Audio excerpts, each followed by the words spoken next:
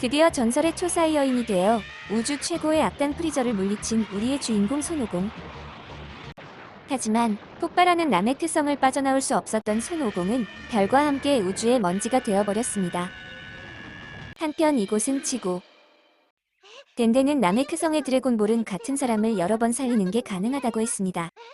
하지만 손오공과 크리링이 죽었던 나메크성은 이미 소멸되어 버렸고 그 두 사람을 살려낸다 해도 그 장소가 우주 공간이기 때문에 부활하는 순간 곧바로 다시 죽게 되는 상황이었습니다. 이때 베지터가 머리를 좀 쓰라며 손오공과 크리링의 혼을 지구로 먼저 이동시킨 후 되살려내면 지구에서 살아날 수 있을 것이라고 했습니다. 베지터 생각보다 머리가 좋은데? 부르마는 나메크 성인들이 정착할 다른 별을 찾을 때까지 자기 집에서 살자고 제안했습니다. 물론 당장 갈 곳이 없는 베지터도 함께 말이죠. 도대체 집이 얼마나 넓길래? 나메크 성의 드래곤볼은 130일 만에 용신을 부활시킬 수 있었습니다. 부르마는 첫 번째 소원으로 나메크 성에서 죽은 크리링과 손오공의 혼을 여기로 불러달라고 했습니다. 그런데 용신 포름가는 크리링의 혼은 이곳으로 불렀지만 손오공은 살아있기 때문에 혼을 부를 수 없다고 했습니다. 손오공이 살아있다고? 어쨌든 부르마는 두 번째 소원으로 크리링을 살려달라고 했습니다.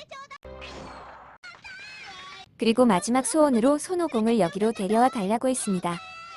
하지만 포름가는 그 소원은 손오공에게 거부당했다며 손오공은 조만간 스스로 돌아오겠다고 했다는 것입니다. 결국 세 번째 소원으로는 야무치를 살려내게 되었습니다. 그리고 다시 130일 후 첫 번째 소원으로 차오즈가, 두 번째 소원으로 천진반이 살아났고 세 번째 소원을 이용해 피콜로를 제외한 모든 나메크 성인들은 새롭게 정착할 별로 이동하게 되었습니다. 그리고 손오공이 돌아오지 않은 채 또다시 1년이 지난 어느 날 우리의 제트 전사들은 지구를 향해 점점 가까워오는 프리저의 길을 느끼게 됩니다. 손오공에게 죽은 줄만 알았던 프리저는 사실 살아있었고 전신을 기계로 개조하여 더욱 강해진 채 아버지인 콜드 대왕과 함께 지구로 쳐들어오고 있었습니다. 베지터와 지구의 전사들은 프리저의 착륙 예상지에 하나둘 모였습니다. 부르마도 온 거야? 그리고 드디어 지구에 도착한 프리저. 콜드는 아까 우주에서 잠시 마주친 초사의 여인의 우주선이 앞으로 3시간 후에 이곳에 도착한다고 했고 프리저는 지구인들을 몰살시키기에 3시간이면 충분하다고 했습니다. 그때 갑자기 한 낯선 소년이 그들 앞을 막아섭니다. 그 소년은 다짜고짜 너희들을 물리치러 왔다고 말하고는 눈 깜짝할 순간에 프리저의 부하들을 모두 처리해버렸습니다. 그리고 자기는 손오공 아저씨처럼 봐주지 않는다며 프리저와 콜드에게 처음부터 전력을 다해서 덤비라고 했습니다. 그 소년은 자기도 초사이어인이라며 순식간에 손오공처럼 초사이어인으로 변신해버렸습니다. 갑자기 이게 어떻게 된 상황인 거야? 정체를 알 수 없는 두 번째 초사이어인의 등장에 프리저와 콜드뿐만 아니라 멀리 떨어져 있던 제트 전사들도 깜짝 놀라게 됩니다. 프리저는 당황하며 선제 공격을 날렸지만 눈 깜짝할 사이에 초사이어인 소년의 검은 프리저의 몸을 두 동강으로 썰어버렸습니다. 그리고 프리저는 곧바로 먼지가 되어 사라져버렸습니다. 콜드는 초사이어인 소년에게 아들 프리저를 단숨에 잘라버린 그 훌륭한 검을 잠시 보여달라고 했습니다. 콜드는 프리저를 쓰러뜨릴 수 있었던 건 이 멋진 검 때문이라며 그대로 소년을 향해 검을 내리쳤습니다. 하지만 그 검을 맨손으로 막은 소년은 기공파 한 방으로 콜드의 배를 뚫어버렸습니다. 이렇게 콜드 대왕도 사망. 말은 좀 안 되지만 어쨌든 지구를 쳐들어온 프리저와 콜드 대왕은 갑자기 등장한 정체 모를 소년에게 이렇게 몇 초 만에 제거되어 버렸네요. 그저 멍한 제트 전사들. 정체 모를 소년은 손오공 아저씨가 곧 도착한다며 모두 함께 마중하러 가자고 제안했고 상황 파악이 전혀 안 된 지구의 전사들은 모두 그를 따라갔습니다. 베지터는 사이어인은 자신과 손오공과 그 아들 손오반 이렇게 3명밖에 남지 않았다며 이 소년이 사이어인일 리가 없다고 했습니다. 하지만 의문의 그 소년은 자신의 나이가 17살이라는 것 이외에는 모든 것이 비밀이라고 하네요. 심지어 그의 이름까지도. 어쨌든 그렇게 3시간이 지났고 진짜로 손오공을 태운 소형 우주선이 그곳에 도착했습니다. 손오공은 자기를 마중 나온 친구들을 보며 깜짝 놀랍니다. 부르마는 이 소년이 손오공의 도착을 알려줬다고 했지만 손오공은 처음 보는 소년이라고 하네요. 피콜로는 이 소년도 초사의 여인이고 프리저 일당을 눈 깜짝할 시간에 해치웠다고 했습니다. 이 소년은 손오공과 단둘이 할 말이 있다고 했습니다. 소년은 오공에게 갑자기 초사의 여인이 되어보라고 했고 자기도 초사의 여인으로 변신합니다. 그리고는 갑자기 검을 꺼내어 오공을 향해 내리쳤습니다. 하지만 오공은 살기가 느껴지지 않는 공격이라며 피하지 않았습니다. 소년은 이번엔 진짜로 공격한다 했고 오공은 알겠다며 손가락 하나만으로 그 검 공격들을 모두 막아버립니다. 프리저도 한 방에 썰어버린 검을 손가락 하나로 막아버리다니 엄청난데요? 소년은 손오공의 실력을 직접 확인하고 안심했다며 자신의 모든 비밀을 말해줍니다. 소년은 자신이 20년 후의 미래에서 온 베지터의 아들 트랭크스라고 했습니다. 트랭크스는 앞으로 3년 후 5월 12일 오전 10시경 남쪽 도시의 남서쪽 9km 섬에 엄청난 파워를 가진 인조인간 2명이 나타날 것이라 했습니다. 그 인조인간들은 오공이 어렸을 적 배멸시켰던 레드리 본군에서 살아남은 미치광이 과학자 게로 박사가 만들었는데 어쨌든 이 인조인간들은 자신들의 부목격인 게로 박사마저 죽여버리는데 초사의 여인인 트랭크스조차도 1대1 대결이 버거울 만큼 강하다고 했습니다. 그리고 3년 후 그 인조인간들과의 전투에서 베지터와 지구의 전사들은 모두 죽게 된다는 것입니다. 물론 피콜로도 죽고 당연히 신님과 드래곤볼도 사라져버린다고 하네요. 이 싸움에서 겨우겨우 도망친 소노바는 트랭크스의 스승이 되어 전투를 가르쳐주지만 그마저도 4년 전에 인조인간에게 죽었다고 했습니다. 아, 정말 지구의 미래가 너무도 절망적이네요. 오공은 자기도 인조인간에게 죽냐고 물었고 트랭크스는 손오공 아저씨는 인조인간이 나타나기 전에 심장병으로 먼저 죽는다고 했습니다. 그 말은 들은 손오공은 그렇게 강한 녀석들과 싸워보지도 못하고 죽는 게 너무 분하다고 하네요. 트랭크스는 지금은 그 병이 불치병이지만 20년 후에는 특효약이 존재한다며 오공에게 약을 건네주었습니다. 그리고 병의 증상이 생기면 바로 이 약을 먹고 살아남아서 반드시 지구를 구해달라고 부탁했습니다. 트랭크스는 미래에 혼자 남은 어머니도 손오공 아저씨가 죽지만 않으면 어떻게든 지구를 구해줄 거라 믿었기 때문에 고생 끝에 타임머신을 만들어준 것이라고 했습니다. 잠깐. 타임머신을 만들어준 어머니라고? 혹시 정말 베지터가 아빠고 부르마가 엄마라고? 헐, 이게 말이 되니? 야무치는 어쩌고? 트랭크스는 야무치의 바람기 때문에 어머니가 열받아서 헤어졌다고 들었다며 자신의 출생에 대해서 알려지면 자신의 존재 자체가 없어져 버릴 수 있으니 꼭 비밀로 해달라고 하네요. 그리고 돌아가서 타임머신에 연료가 충전될 때까지 살아있으면 3년 후에 꼭 도우러 오겠다고 말하고 트랭크스는 떠나버렸습니다. 청각 능력이 크게 발달한 피콜로는 손오공과 트랭크스의 긴 대화 내용을 모두 들어버렸고 말주변이 없는 오공을 대신해서 모두에게 설명해줬습니다. 물론 트랭크스의 출생에 관한 부분만 빼고 말이죠.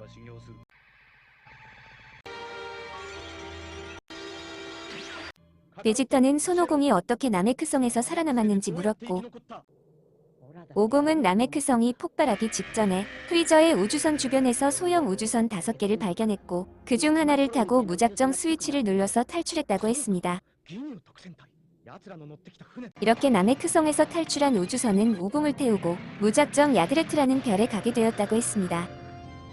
야드레트 별 사람들은 강하진 않지만 신기한 능력들을 가지고 있었는데 오공은 그곳에서 순간 이동이라는 기술 하나만 배워왔다고 했습니다. 그리고는 갑자기 사라지더니 1만 킬로미터 떨어져 있는 무천도사에게 다녀왔다고 하네요.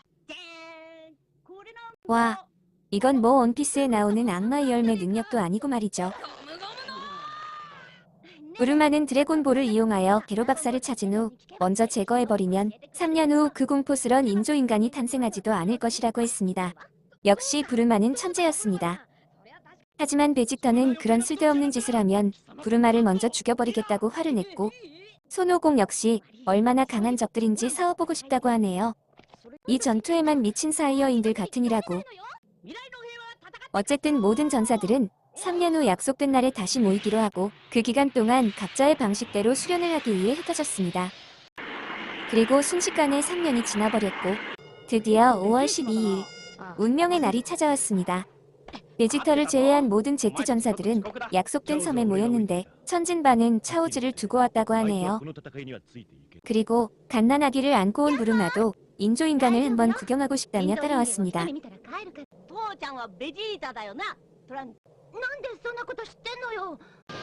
잠시 후 야지로베가 왔는데 자기는 죽기 싫다며 카리님의 선두만 전해주고 가버렸습니다. 그런데 예정 시간인 10시가 훨씬 지났는데도 인조인간은 나타나지 않았고 야무치는 그렇게 강한 녀석들이라면 지구 어디에 있더라도 기가 느껴질 텐데 이상하다고 했습니다. 그 순간 야지로베가 타고 가던 비행선이 갑자기 하늘에서 폭발했습니다. 자세히 보니 야지로베를 공격하고 지상의 도시로 내려가는 2명이 있었는데 이들이 그 인조인간들임에 틀림없었습니다. 헉, 이 녀석들은 인조인간이라서 기 자체가 없나 보네요. 오바는 야지로베를 구하러 갔고 손오공과 친구들은 모두 흩어져서 기가 없는 인조인간들을 눈으로 직접 찾아 나섰습니다. 잠시 후 도시의 시민들을 무차별하게 죽이던 인조인간들은 근처에 엄청난 파워 수치를 감지하였고 손오공을 너무 쉽게 찾았다며 좋아했습니다. 하지만 그 파워의 주인공은 야무치였네요. 인조인간들은 손오공이 아니라 아쉽지만 그래도 많은 파워를 얻을 수 있다며 야무치에게 접근했습니다. 그리고 순식간에 야무치의 입을 틀어막고 손으로 배를 뚫어버렸습니다. 아, 불쌍한 야무치는 이렇게 제베맨 짤과 더불어 또 하나의 레전드로 남게 될 이틀막짤까지 탄생시키네요. 어쨌든 야무치의 기가 갑자기 줄어들자 손오공과 친구들은 모두 그곳에 모이게 되었습니다. 인조인간들은 죽기 직전에 야무치를 바닥에 버렸고 손오공은 크리린에게 야무치를 부르마 쪽으로 데려가서 선두를 먹이라고 했습니다. 인조인간들은 어떻게 자신들의 정체와 나타날 시간까지 알고 기다렸는지 궁금해했습니다. 손오공은 이곳은 사람들이 너무 많으니 아무도 없는 장소로 옮기자고 했습니다. 하지만 인조인간은 일부러 옮길 필요까지 없다며 눈에서 빔을 발사하여 도시 자체를 파괴해버립니다. 손오공은 멈추라며 인조인간을 공격했고 인조인간은 아무도 없는 장소를 만들려 했을 뿐이라며 원한다면 다른 장소를 안내하라고 했습니다.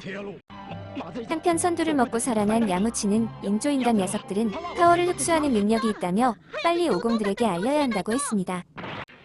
오반과 크리린은 서둘러서 손오공을 따라갔고 겁에 질린 야무치도 할 수 없이 따라갔습니다.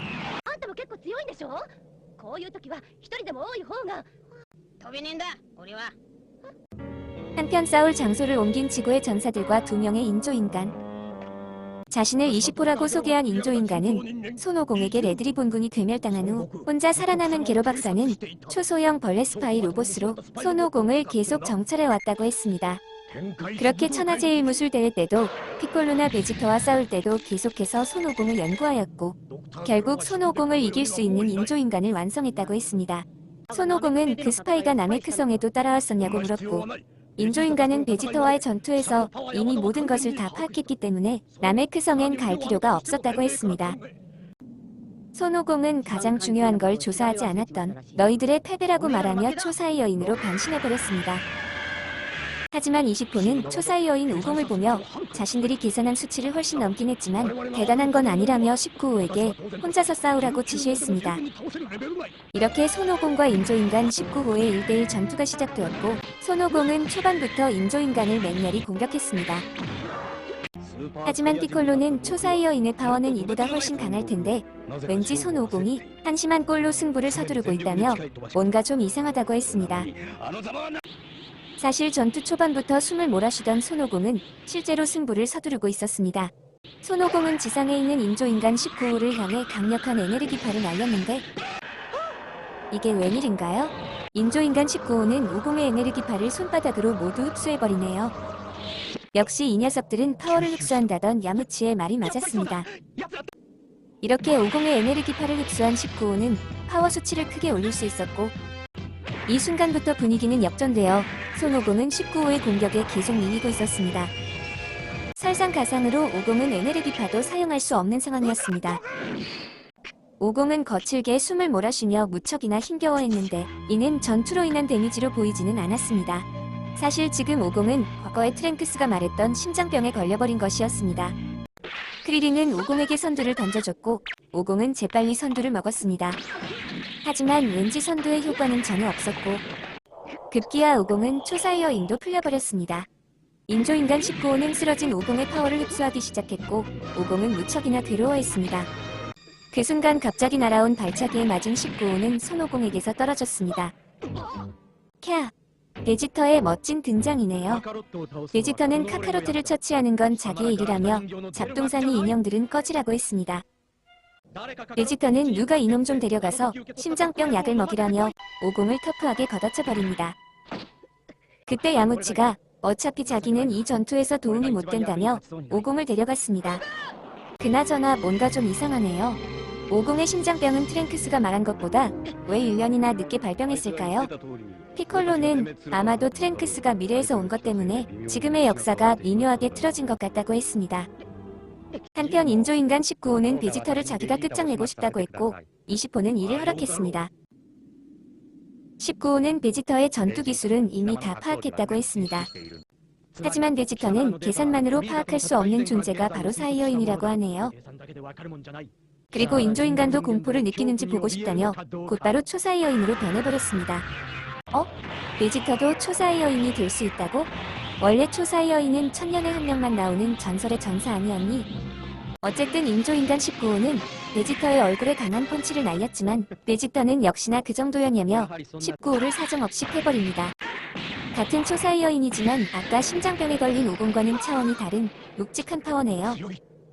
고통을 못 느끼는 인조인간은 벌떡 일어서서 베지터를 역공했지만 베지터는 단 한 방도 허용하지 않았습니다. 그야말로 베지터가 일방적으로 가지고 노네요.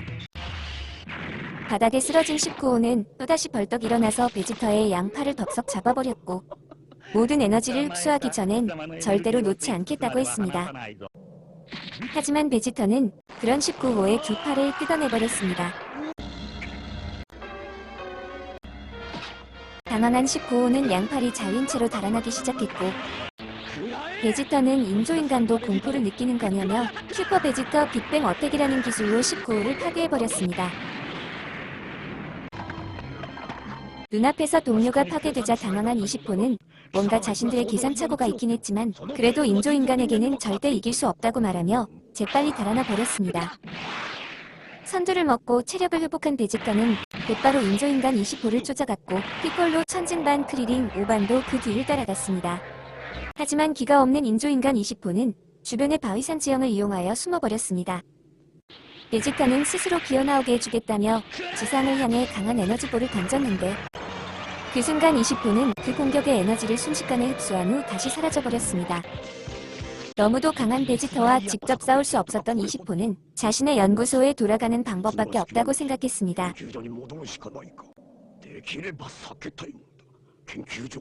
그때 주변에서 자신을 찾고 있는 손오반, 천진반, 피콜로, 크리링을 본 20호는 이 4명의 파워를 모두 흡수하면 베지터에게 이길 수 있다고 생각했습니다. 그리고 그 4명 중 가장 파워가 강한 피콜로를 기습하여 파워를 흡수하기 시작했습니다. 갑작스런 20호의 기습으로 거의 모든 에너지를 흡수당한 피콜로는 텔레파시로 손오반에게 도움을 요청하여 가까스로 죽음을 면하게 되었습니다. 이렇게 하여 20호의 위치는 모두에게 발각되었습니다. 하지만 선두를 먹고 힘을 회복한 피콜로는 20호를 자신이 처리할 테니 베지터에게 절대로 참견하지 말라고 했습니다. 와, 역시 피콜로. 개간지 미쳤다잉. 피콜로는 20호에게 강한 리킥을 꽂아버렸고 20호는 곧바로 반격했지만 피콜로의 엘보 공격을 다시 허용할 뿐이었습니다. 그 시각 타임머신을 타고 다시 온 미래의 트랭크스는 이미 쑥대밭이 되어버린 남서쪽 섬에 뒤늦게 도착했고 다른 장소에서 벌어지는 전투의 길을 감지하며 그쪽으로 날아갔습니다. 한편 인조인간의 파워를 훨씬 압도하던 피콜로는 20호의 오른팔을 잘라버렸습니다. 초사이어인도 아닌데 이렇게 강해도 되는 거니? 피콜로 너무 멋진 거 아냐? 피콜로는 원래의 역사대로라면 인조인간들에게 모두가 죽었겠지만 아무래도 미래가 변해버린 것 같다고 했고, 크리린은 손오공 없이도 인조인간을 모두 해치웠다며 좋아했습니다. 트랭크스는 전투 현장에서 베지터에게 파괴된 19호의 얼굴을 보고 미래에 존재하는 인조인간과 다른 모습에 무척 당황을 했습니다. 그리고 곧바로 피콜로와 20호의 전투 현장으로 날아왔습니다. 베지터는 이 소년이 트랭크스라는 것을 듣고 미래에서 온 자기의 아들임을 알게 되었습니다. 인조인간 20호는 데이터에도 없는 새로운 인물의 등장에 당황했고, 트랭크스 역시 20호가 자신이 알고 있는 인조인간이 아니라며 무척이나 당황했습니다. 이게 어떻게 된 일일까요? 역사가 완전히 뒤틀려버린 걸까요? 그때 부르마가 아기 트랭크스와 야지로베를 데리고 트랭크스를 쫓아왔고, 인조인간 20호는 곧 17호와 18호가 깨어나면 내놈들은 모두 죽을 거라 소리치며 부르마의 비행선을 파괴해버립니다. 트랭크스는 재빨리 부르마와 아기 트랭크스를 구했고, 이 혼란한 틈타 20호는 재빨리 달아나 버렸습니다. 와, 그나저나 처자식이 죽던 말던 신경 안 쓰는 베지터의 인성이란? 부르마는 방금 전 달아난 20호가 바로 게로 박사라며 과학 잡지에서 사진을 봤었다고 했습니다. 자신을 인조인간으로 개조했다고? 이 변태 영감 같으니라고. 피콜로는 아까 게로 박사가 말한 17호와 18호가 미래에 등장한 인조인간일 거라며 트랭크스에게 그들의 특징을 묻습니다. 트랭크스는 17호는 검은 머리에 스카프를 한 소년이고 18호는 귀여운 여자애인데 모두 차가운 눈과 둥근 귀걸이를 하고 있다고 했습니다. 부르마는 게로 박사의 연구소 위치를 알려줬고 베지터는 곧바로 그곳을 향해 날아갔습니다. 트랭크스는 베지터가 인조인간의 무서움을 전혀 모르고 있다고 했습니다. 그리고 다시는 아버지를 죽게 놔두지 않겠다며 베지터를 따라갔습니다. 피콜로는 오반에게 부르마를 맡겼고 크리린, 천진반과 함께 베지터를 따라갔습니다. 크리린과 피콜로와 천진반은 남은 6개의 선두를 2개씩 나눠 가지며 게로 박사의 연구실을 찾으면 서로에게 신호를 주자고 약속했습니다. 그리고 아빠와 아들인 베지터와 트랭크스는 서로 간에 여러 감정이 오고 가네요. 그때 크리린이 게로 박사의 연구소를 발견하고 모두에게 신호를 보냈습니다. 하지만 게로 박사는 크리린 정도는 사뿐히 무시하고 연구실로 들어가 버리네요. 연구실 안에는 아직 열리지 않은 17번과 18번 캡슐이 있었습니다. 게로 박사는 이 녀석들만은 작동시키고 싶지 않았다고 말하며 17번과 18번 캡슐을 열었습니다. 게로 박사는 영구적인 파워로 제작한 17호와 18호가 자신의 명령대로 컨트롤되지 않을까봐 걱정했지만 그들의 예의 바른 모습에 안심하게 되었습니다. 하지만 그 순간 17호는 게로 박사의 손에 있는 리모컨을 가로채버렸습니다. 17호는 이것이 우릴 긴급정지시킬 수 있는 리모컨이냐며 그것을 부셔버렸습니다. 그 순간 밖에서는 베지터가 연구소의 철문을 부셔버렸습니다. 게로 박사는 17호와 18호에게 어서 저 녀석들을 처치하라고 명령했지만 17호는 우리가 하고 싶을 때 할 거라며 게로 박사의 명령을 듣지 않았습니다. 아, 게로 박사가 이 녀석들을 깨우고 싶지 않았던 이유를 이제 알 것 같네요. 18호는 아직 개방하지 않은 16번 캡슐에 관심을 보였지만 게로 박사는 16호가 실패작이고 그를 깨우면 이 세상이 멸망할 거라며 절대 깨우지 말라고 했습니다. 하지만 17호는 게로 박사의 배를 뚫고 머리통을 날려버렸고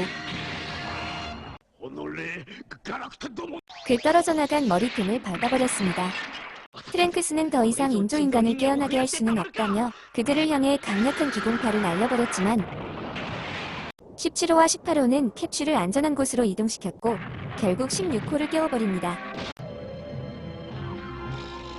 너도 손오공을 죽이기 위해 만들어진 거냐는 17호의 질문에 16호는 그렇다고 대답했습니다. 이렇게 손오공을 죽인다는 공동의 목적을 가진 인조인간 3명은 오공의 집 방향으로 날아갔습니다. 자존심이 강한 베지터는 인조인간들에게 무시당했다는 생각에 초사이어인이 되어 그들을 따라가려 했지만 프랭크스는 손오공 아저씨의 병이 나을 때까지만 기다리자며 베지터를 막아섰습니다. 하지만 그 말은 더욱더 베지터의 자존심을 건드렸고 베지터는 트랭크스의 복부에 펀치를 꽂아버린 후 인조인간들을 따라갔습니다. 한편 17호는 서두를 필요 없다며 지나가는 자동차를 빼앗아서 타고 가자고 제안했고 18호는 남자들을 이런 성격을 이해할 수 없다고 했습니다. 17호는 16호도 남자형 인조인간이라 공감할 거라 했지만 16호는 자신은 인간을 개조한 게 아닌 처음부터 순수 로봇으로 만들어졌다고 했습니다. 그때 이들을 따라온 베지터가 나타났습니다. 베지터는 손오공을 만나기 전에 먼지로 만들어줄 테니 모두 덤비라고 했습니다. 18호는 16호의 힘을 보고 싶다고 했지만 16호는 거절합니다. 할 수 없이 18호는 자기가 싸우겠다고 했습니다. 이렇게 베지터와 18호의 1대1 싸움이 시작되었고 초반부터 이 둘의 막상막하 공방전이 펼쳐졌습니다. 지켜보던 17호는 베지터가 게로 박사로부터 받은 정보보다 훨씬 강하다며 흥미를 가집니다. 베지터는 인조인간이라 데미지를 입었는지 아닌지 알 수 없다고 했지만 18호는 귀엽게 웃으며 머리를 쓸어넘기는 여유까지 보여주네요. 베지터는 먼지로 만들어주겠다며 18호에게 강력한 기공파를 날렸는데 애꿎은 트럭 기사만 사망했네요. 18호는 베지터에게 왜 풀파워로 싸우지 않느냐고 했고 베지터는 만약 풀파워를 쓰면 지구가 통째로 사라질 거라고 했습니다. 18호는 자신도 이제부터 진짜 파워를 보여주겠다며 재빠르게 날아와 베지터의 머리에 박치기를 꽂아버렸습니다. 이마에 피가 난 베지터는 18호의 복부에 강한 펀치로 반격했지만 18호는 데미지를 전혀 입지 않은 듯 강한 이킥으로 베지터의 복부를 강타했습니다. 그리고는 베지터를 그대로 바위벽 속으로 쳐박아 버렸습니다. 그때 트랭크스와 피콜로, 크리링, 천진반이 도착했고 트랭크스는 아버지인 베지터가 무사한지 불안해합니다. 그 순간 바위벽 속에서 나온 베지터는 정말 귀찮은 녀석들이라며 너희 따위가 도움이 되는 상대가 아니라고 했습니다. 인조인간 17호는 18호가 혼자서 저들 모두와 상대하는 건 무리라고 판단합니다. 트랭크스는 죽으면 프라이드고 뭐고 의미 없으니 도망치라고 했지만 자존심이 강한 베지터는 누구의 도움을 받아 이길 거라면 혼자 싸우다 죽는 편이 낫다고 합니다. 이 말을 들은 17호는 누구든 18호와 베지터의 1대1 싸움에 끼어들면 자신도 나서겠다고 경고했습니다. 이렇게 베지터와 18호의 1대1 전투는 계속 이어졌고 18호는 베지터가 아무리 우주인이지만 인간이 이 정도일 줄은 몰랐다며 손오공은 더 강하냐고 물어봤는데 베지터는 한때는 추월당했지만 지금은 내 쪽이 더 강할 거라고 했습니다. 그 말을 들은 18호는 그렇다면 두 놈 다 별거 아니라고 하네요. 트랭크스는 인조인간과 막상막하로 싸우고 있는 베지터의 강함에 깜짝 놀랐지만 피콜로는 인조인간과 달리 싸울수록 베지터의 파워가 줄어들고 있다며 이대로라면 베지터는 죽을 것이라고 했습니다.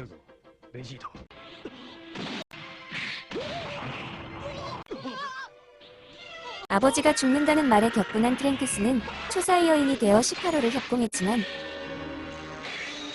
이 순간 17호도 개입하여 트랭크스를 한방컷으로 정리해버립니다. 순식간에 일어나버린 상황에 피콜로와 천진반도 합세하지만 각각 17호의 돌려차기 한방과 헤드락에 걸려버리네요.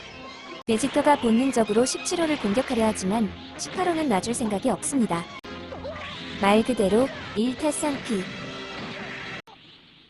정신을 차리고 천진반을 돕기 위해 나선 피콜로도 역시 17호에게 한방컷. 이렇게 17호와 18호는 단 몇 초 만에 베지터, 트랭크스, 피콜로, 천진반을 모두 정리해버렸습니다. 베지터가 마지막 발악을 해보지만 이 역시 18호에겐 통하지 않았고 결국 베지터의 초사이어인은 풀려버립니다. 한편 이 상황을 보며 아무것도 할 수 없었던 크리링. 17호는 크리링에게 모두들 아직 살아있다며 빨리 선두를 먹여 회복시키라고 말하고는 그냥 떠나버립니다. 18호는 손오공이 있는 곳을 물어보자고 했지만 17호는 우리끼리 천천히 손오공을 찾아보는 게 더 재미있을 거라고 하네요. 그리고 아무것도 하지 않던 16호는 너희가 자꾸 떠드니까 작은 새들이 날아가 버렸다고 17호와 18호를 책망합니다. 얘네들 캐릭터 진짜 뭐죠? 크리링은 인조인간의 진짜 목적이 손오공을 죽이는 건지 세계를 파괴하는 건지 물었습니다. 이 물음에 17호는 우선은 손오공을 죽인 후에 다음 일을 생각할 거라고 대답합니다.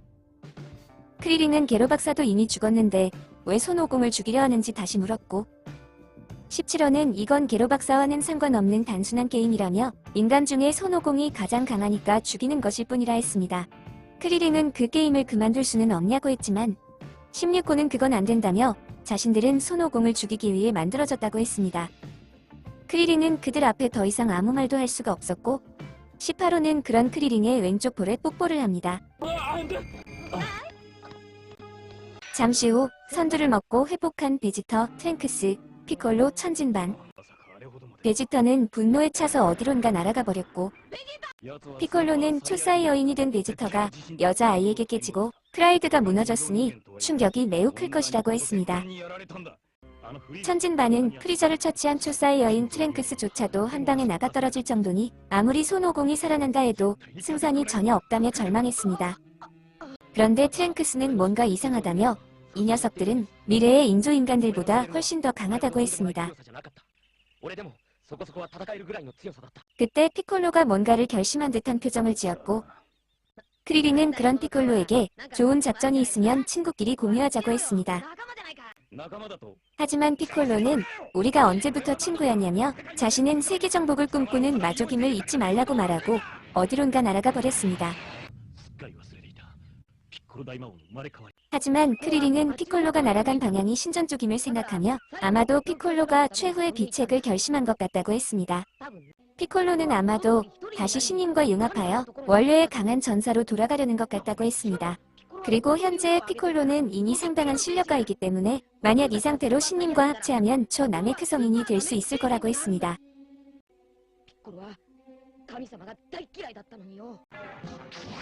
역시 크리링의 예상대로 신님을 찾아간 피콜로. 피콜로는 지금 지구에 필요한 건 신 따위가 아니라 인조인간을 쓰러뜨릴 강한 전사라고 했고 피콜로의 그 말에 공감한 신님은 기꺼이 피콜로에게 자신의 몸을 주겠다고 했습니다. 하지만 신님은 지금의 인조인간 3명은 미래의 인조인간들과 좀 다른 것 같다며 그들이 정말로 지구에 피해를 입힐 존재들인지 좀 더 지켜본 후에 융합하겠다고 했습니다.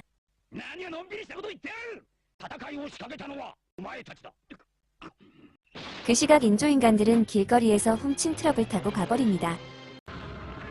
한편 자존심이 강한 베지터는 초사이 여인이 되고도 처참하게 당한 자신을 보며 기필코 그 녀석들의 파워를 초월해버리겠다고 다짐합니다. 그리고 천진반과 헤어진 크리링과 트랭크스는 손오공의 집에 도착했는데 왠지 크리링의 머릿속에서는 귀여운 18호의 모습이 떠나질 않나 봅니다. 트랭크스의 약을 먹은 손오공은 다행히도 안정을 취하고 있었고 크리링은 인조인간들이 이곳으로 오고 있으니 당분간 모두 무천도사님의 집으로 이동하자고 했습니다. 이동 중 부르마와 통화하는 크리링. 부르마는 며칠 전 서쪽상에서 낡고 부서진 비행물체가 발견되었는데 아무래도 이것이 트랭크스가 타고 온 타임머신인 것 같다고 했습니다. 하지만 타임머신은 지금 트랭크스가 가지고 있었습니다. 부르마는 바로 사진 한 장을 전송했는데 그 사진 속 물체는 정말로 트랭크스의 타임머신과 똑같았습니다. 이게 대체 어떻게 된 걸까요? 지체 없이 그 서쪽산 현장으로 간 트랭크스와 손오바는 그 의문의 타임머신을 찾았습니다. 그리고 잠시 후 도착하는 부르마. 트랭크스는 호이포이 캡슐에서 자신의 타임머신을 꺼내봅니다. 정말 똑같이 생겼네요. 트랭크스는 낡은 타임머신에 써있는 호프라는 글자를 보여주며 이것은 출발할 때 트랭크스 자신이 직접 쓴 글씨라고 했습니다. 정말 두 타임머신에 똑같은 글씨가 써있네요. 그런데 낡은 타임머신은 작은 구멍이 뚫려 있었고 내부에는 두 개로 분리된 알 껍질 같은 게 있었습니다. 정황상 그 알에서 나온 뭔가가 타임머신을 뚫고 밖으로 나온 것 같네요. 그리고 트랭크스가 날짜를 확인해보니 놀랍게도 이 타임머신은 이미 4년 전에 이곳에 도착했었습니다.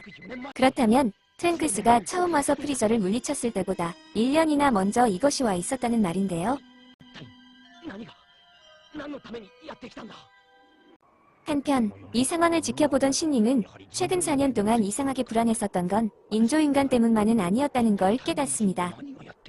신님은 지구에 곧 절망적인 위기가 올 거라며 지금이야말로 피콜로와 융합하여 전사의 임무를 수행할 때라고 했습니다.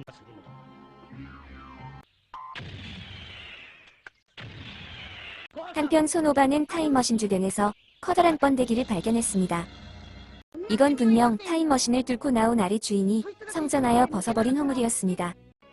심지어 그것은 이 허물에서 나온 지 얼마 되지 않았습니다.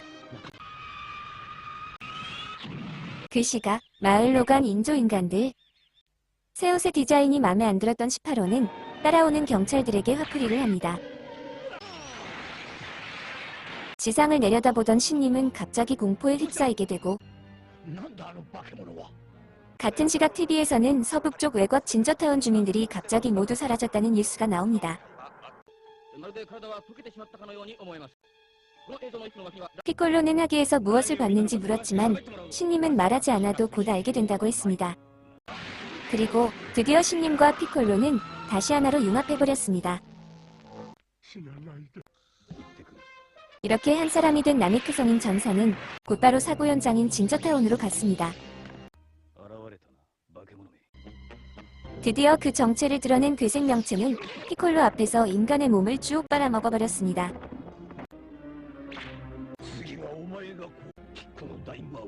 신기하게도 이 괴물은 이미 피콜로의 존재까지 알고 있었습니다. 그 괴물은 자신의 파워를 개방했고 그 길을 느낀 피콜로는 깜짝 놀라게 됩니다. 이게 도대체 어찌 된 일인가요? 그 괴물에게서는 프리저 기와 함께 손오공, 베지터, 그리고 피콜로의 기까지 동시에 느껴졌습니다. 피콜로 역시 자신의 파워를 개방했습니다. 그리고 자신은 더 이상 대마왕이 아니라고 하네요. 피콜로는 마을의 사람들이 모두 없어진 덕에 마음껏 파워를 쓸 수 있다고 말하며 괴물을 향해 엄청난 기공파를 날렸고 그 엄청난 한방으로 인해 마을 자체가 흔적도 없이 사라져버렸습니다. 한편 길을 느끼지 못하는 17호와 18호도 대기의 흔들림을 느끼게 되었고 반면 길을 감지할 수 있는 16호는 두 개의 거대한 파워가 싸우고 있다고 설명해줬습니다. 16호는 둘 중 한쪽 파워는 17호, 18호와 대등할 정도라고 했습니다. 그리고 다시 피콜로와 괴생명체의 전투 현장. 괴물은 피콜로에게 자신이 아무리 완전체가 아니라지만 꽤나 까부는 녀석이라고 했습니다.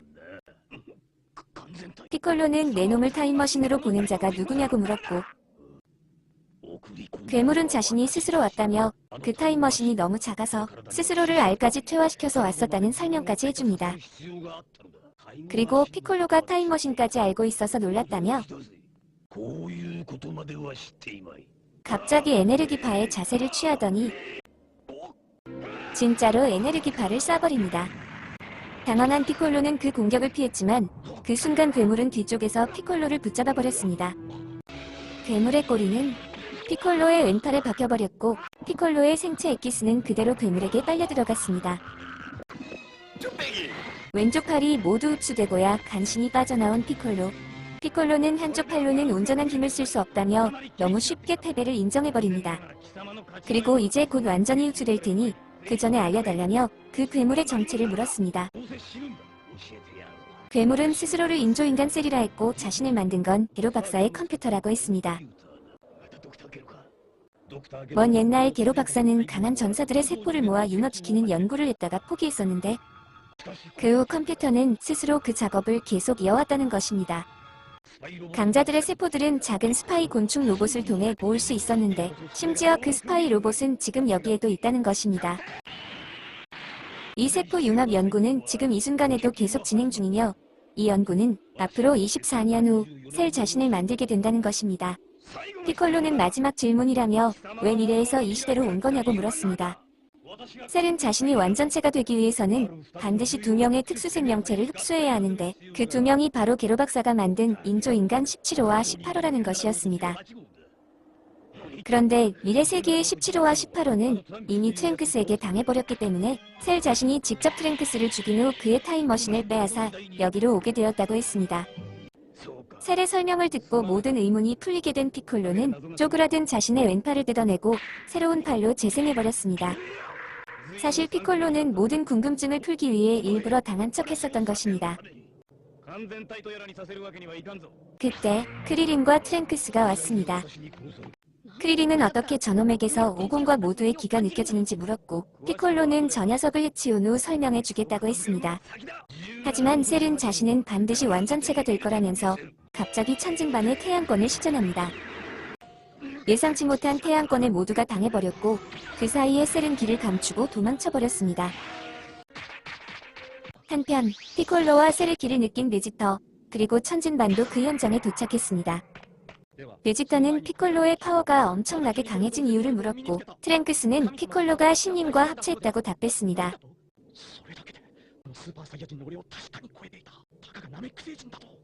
피콜로는 모두에게 셀의 정체를 설명해 주었고 완전체를 막기 위해서는 그 전에 셀을 죽이거나 17호와 18호를 죽이는 방법밖에 없다고 했습니다. 분노한 베지터는 그것들이 합체하든 말든 상관없다며 자신은 반드시 초사의 여인을 훨씬 더 초월해 보이겠다고 했습니다. 크리린과 트랭크스는 이쪽 차원만이라도 셀의 존재를 미리 없애버리기 위해서 게로 박사의 연구소의 지하로 갔습니다. 그리고 그곳에서 17호의 설계도를 발견했습니다. 정말 뜻밖의 수학이네요. 이걸 부르마에게 보여주면 혹시 인조인간의 약점을 찾을 수 있을지도 모르니까요. 연구소를 모두 파괴한 후 트랭크스는 아빠인 베지터와 함께 수련을 하겠다고 말하고 크리린과 헤어집니다. 그리고 3일이 지난 후 거북하우스. 손오공의 병은 어느새 다 나아버렸습니다. 오공은 꿈속에서 모두 들어서 상황은 대충 알고 있다며 이제부터 초사의 여인을 초월하기 위한 수련을 할 것이라고 했습니다. 그리고 1년 정도 열심히 수련해보고도 안되면 그때 포기하겠다고 했습니다. 오공은 1년이지만 하루 만에 끝낼 수 있는 곳을 알고 있다며 쯔쯔에게 오반도 데려가고 싶다고 했습니다. 평소 같으면 안 된다고 펄쩍 뛰었겠지만 오공의 비장한 각오를 느낀 쯔쯔도 이를 허락해주네요. 역시 쯔쯔는 현모양처였습니다. 오공은 순간이동을 이용해 오반을 데리고 베지터와 트랭크스의 수련 장소로 갔습니다. 오공은 신전에 가면 단 하루로 1년 동안 수련이 가능한 정신과 시간의 방이 있으니 그곳에서 수련하자고 했습니다. 하지만 그 방은 2명까지만 들어갈 수 있기 때문에 베지터는 트랭크스와 함께 들어가라고 했습니다. 한편 그 시각 손오공의 집에 도착한 인조인간들. 하지만 오공의 집에는 아무도 없었고 16호는 아마도 손오공은 무천도사의 집에 있을 거라고 했습니다. 그리고 신전으로 이동한 4명의 사이어인들. 베지터는 오공에게 왜 자신에게 수련을 권하는 건지 물었고 오공은 이번 적은 너무 강하기 때문에 혼자서는 이길 수 없어서라고 했습니다. 정신과 시간의 방은 기온이 50도에서 영하 40도까지 변화하며 공기는 지상의 4분의 1이고 중력은 10배나 되는 온통 새하얀 세계였습니다. 또한 이곳은 지구만큼 넓으며 바깥 세상의 24시간은 이곳에서 1년이 되어버리는 4차원의 공간이었습니다. 여담이지만 과거의 손오공은 이곳에서 한 달도 버티지 못했다고 합니다. 어쨌든 이렇게 베지터와 트랭크스의 어색한 1년의 수련이 시작되었습니다. 이렇게 베지터와 트랭크스가 정신과 시간의 방에 들어간 지 꼬박 하루가 지나갈 무렵 3명의 인조인간은 손오공을 찾아서 거북하우스까지 왔습니다. 17호는 손오공이 어디 있는지 알려달라고 했지만 순순히 알려줄 친구들이 아니죠. 17호는 알려주지 않으면 억지로 불게 만들겠다고 했지만 이곳엔 현 시점 기준 지구 최강자인 피콜로가 있었습니다. 피콜로는 천진반 크리린 야무치를 두고 혼자서 인조인간 3명을 인근 무인도로 데려갔습니다. 피콜로는 17호와 18호 중 한 명만 쓰러뜨리면 셀의 완전체를 막을 수 있다고 생각했습니다. 어쨌든 이렇게 시작된 피콜로와 17호의 1대1 전투. 피콜로는 풀파워의 전투력을 올렸고 곧바로 엘보와 킥으로 17호에게 선빵을 날립니다. 피콜로와 17호의 전투는 신전에 있는 오공과 오반에게도 그리고 셀에게도 전해졌습니다. 피콜로와 17호의 전투가 막상막하로 팽팽하게 진행되고 있는 그 시각 오공은 신전에서 베지터와 트랭크스가 나오기만을 초조하게 기다리고 있었고 한껏 파워를 강화시킨 셀은 17호와 18호를 흡수하기 위해 전투 장소로 이동하고 있었습니다. 한편 17호의 설계도를 분석한 부르마는 결국 인조인간을 긴급정지시킬 수 있는 컨트롤러를 만들었습니다. 그리고 결국 피콜로와 17호 앞에 나타난 셀. 피콜로는 며칠 전과 차원이 다른 셀의 강함에 눌려 꼼짝도 못하고 굳어버렸습니다. 반면 상대방의 파워를 감지하지 못하는 17호는 여전히 여유를 부리고 있네요.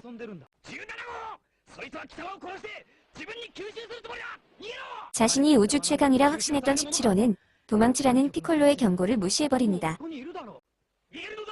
급기야 말이 없던 16호까지 나서서 17호에게 도망치라고 경고합니다. 하지만 베지터만큼이나 자존심이 강한 17호는 자신을 무시하지 말라며 셀에게 덤비기 시작했고 결국 셀의 강한 엘보 한 방에 쓰러집니다. 피콜로는 재빠르게 셀을 공격해봤지만 오히려 셀의 펀치 한 방에 나가 떨어집니다. 그리고 셀은 쓰러진 피콜로로 축구를 해버리네요.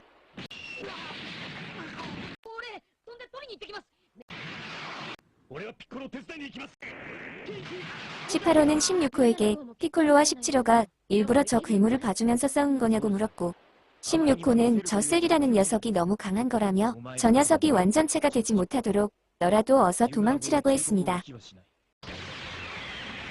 피콜로는 남아있는 모든 힘을 모아 셀에게 최후의 공격을 날려봤지만 셀은 상처 하나 없네요. 오히려 셀의 펀치 한 방을 맞은 피콜로는 목뼈가 부러져 버렸고 그대로 배가 뚫려버렸습니다. 하지만 17호는 여전히 자존심을 부리며 셀에게 덤비려 했습니다. 이 모든 상황을 지켜보던 18호는 역시 도망치는 게 좋겠다고 판단했습니다. 16호는 그때 이제 자기가 직접 나서서 셀을 파괴하겠다고 했습니다. 그리고 18호에게 너희는 사람이나 동물을 장난삼아 죽이지 않는 착한 애들이라며 지금까지 같이 여행할 수 있어서 기뻤다고 하네요. 16호는 셀 쪽으로 다가가 흡수당하기 직전에 17호를 구해줍니다. 와, 진짜 멋있는데요? 16호는 17호에게 계산상으로 자신과 셀의 파워는 거의 대등하다고 했습니다. 셀의 꼬리는 16호의 목을 찔렀지만 기계로봇 자체였던 16호에게서는 생체 에너지를 흡수할 수 없었습니다. 오히려 역으로 16호에게 잡힌 셀의 꼬리가 뜯겨져 나가버렸습니다. 하지만 피콜로의 세포도 가지고 있었던 셀은 잘린 꼬리를 재생시켜버리네요. 그래도 우리의 16호가 여기서 멈출 수는 없죠. 16호는 쓰러진 셀을 그대로 땅속에 처박아 버렸고 그 땅속을 향해 엄청난 공격을 퍼부어 버렸습니다. 16호는 셀이 아직 죽지 않았다며 18호에게 지금이라도 빨리 도망치라고 했습니다. 그리고 17호에게도 지금 당장 도망치라고 했습니다. 하지만 중2병 말기 환자인 17호는 끝까지 자존심을 굽히지 않았고 결국 땅에서 기어나온 셀에게 순식간에 흡수되어 버렸습니다. 17호를 흡수해버린 셀의 파워는 갑자기 비정상적으로 팽창해버렸고 그 팽창된 파워와 더불어 외모까지 바뀌어버린 채 서서히 그 모습을 드러내게 됩니다. 16호는 18호를 지키기 위해 그녀의 팔을 잡고 뛰기 시작했습니다. 하지만 17호를 흡수한 셀은 엄청난 스피드로 그들을 따라잡아버립니다. 16호는 셀의 얼굴에 강한 펀치를 꽂아버렸지만 셀은 씩 웃으며 그대로 16호의 얼굴을 한 방 먹여버립니다. 그리고 그 한 방으로 인해 16호의 한쪽 얼굴이 날아가 버렸습니다. 이 상황을 지켜보던 천진반은 무엇인가 다짐한 듯 비장한 표정을 짓습니다. 셀은 완전체를 이루겠다며 18호 쪽으로 접근했고 18호는 가까이 오면 스스로 자폭해버리겠다고 경고했습니다. 그때 갑자기 셀에게서 17호의 목소리가 들립니다.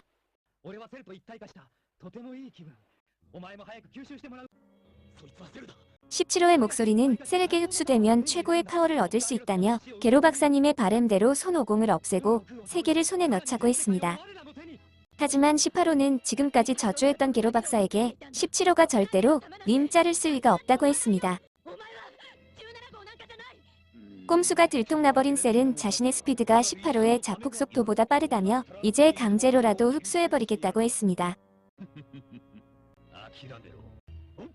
그런데 그때 머리 위에서 셀을 겨냥하고 있었던 천진반이 신기공포를 날려버립니다. 기공포로 인해 땅속으로 처박혀버린 셀은 천진반에게 달려들었지만 그런 셀에게 천진반은 다시 한번 기공포를 날려버립니다. 계속 이어지는 천진반의 기공포는 18호와 16호가 도망갈 시간을 벌어주었고 결국 여러 번의 기공포를 무리하게 사용한 천진반은 그대로 쓰러져 버렸습니다. 18호를 놓쳐서 화가 난 셀은 천진반을 죽이려 했습니다. 그런데 그때 순간이동으로 셀 앞에 나타난 손오공. 손오공은 셀에게 지금은 널 이길 수 없지만 하루만 기다리면 반드시 박살내겠다고 했습니다. 그리고 피콜로도 살아있는 것을 확인한 오공은 천진반, 피콜로와 함께 다시 순간이동으로 사라져버렸습니다. 이렇게 손오공을 놓쳐버린 셀은 18호가 도망간 방향을 쫓아 날아갔습니다. 한편 부르마를 만난 크리링은 인조인간을 정지시킬 수 있는 리모컨을 받았습니다. 그리고 그 시각 신전에서는 드디어 트랭크스와 베지터가 정신과 시간의 방에서 나왔습니다. 트랭크스는 손오공에게 아버지는 2개월 만에 초사이어인의 한계를 넘어서 버렸다고 했습니다.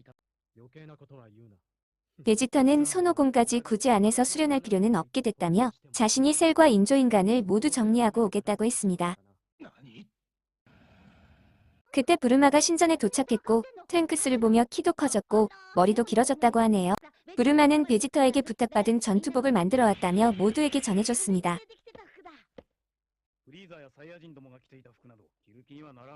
어쨌든 초사이어인의 파워를 초월한 베지터와 트랭크스는 셀을 물리치러 갔고 손오공과 오바는 정신과 시간의 방으로 들어갔습니다. 한편 끝내 18호를 찾을 수 없었던 셀은 18호가 스스로 나오지 않으면 주변의 섬들을 하나씩 모두 파괴하겠다고 소리쳤습니다. 그리고는 진짜로 섬 하나를 폭파시켜버렸습니다.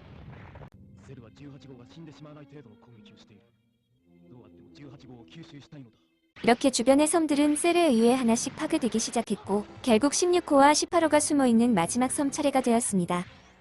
그 순간 셀 앞에 드디어 베지터가 나타났습니다.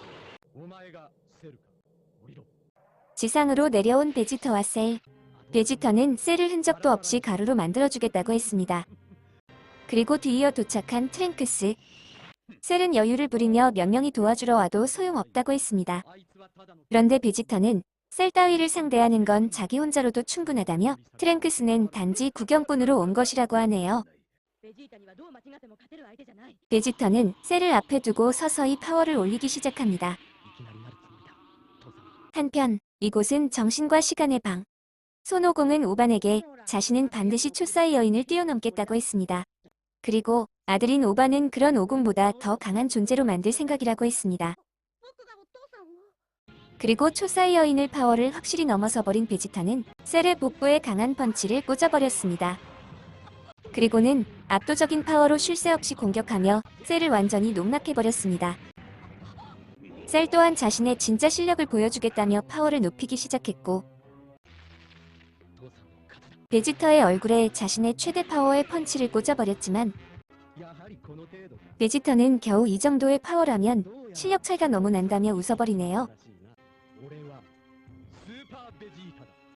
셀은 있을 수 없는 일이라며 베지터에게 반격했지만 베지터는 너무나 압도적으로 강했습니다. 한편 인조인간 정지 리모컨을 가지고 그 전투 현장에 도착한 크리링. 셀과 베지터의 전투를 지켜보던 크리링은 그 주변에 숨어있던 인조인간들을 발견하게 됩니다. 그리고 18호가 무사한 걸 확인하고 셀이 아직 완전체가 되지 못했음을 알게 됩니다. 베지터는 아들인 트랭크스도 자신과 비슷한 정도의 파워라며 이 싸움의 기대가 컸는데 셀이 너무 약해서 재미가 없다고 했습니다. 하지만 셀은 완전체가 못된 게 한스러울 뿐이라며 만약 완전체였다면 베지터쯤은 한방거리도 안 됐을 것이라고 하네요. 베지터는 믿을 수 없다는 표정으로 정말 완전체가 되면 자신보다 더 강해질 수 있냐고 물었고 셀은 틀림없이 이길 수 있다고 답했습니다. 전투민족 사이어인의 특성을 잘 알고 있었던 셀은 완전체가 된 자신과 싸우고 싶지 않냐며 계속해서 베지터를 부추겼는데 실제로 베지터는 그 말에 큰 관심을 보이는 것 같네요. 한편 인조인간의 10m 이내 거리까지 접근한 크리링. 크리링은 셀의 완전체를 막기 위해서는 반드시 18호를 파괴해야만 하고 그 기회가 지금밖에 없다는 것을 잘 알고 있었습니다. 하지만 크리링의 머릿속은 귀여운 18호 때문에 몹시 혼란스러운 듯하네요. 그렇게 한참 동안 고민하던 크리리는 결국 부르마가 만들어준 리모콘을 땅에 떨어뜨려 버렸습니다.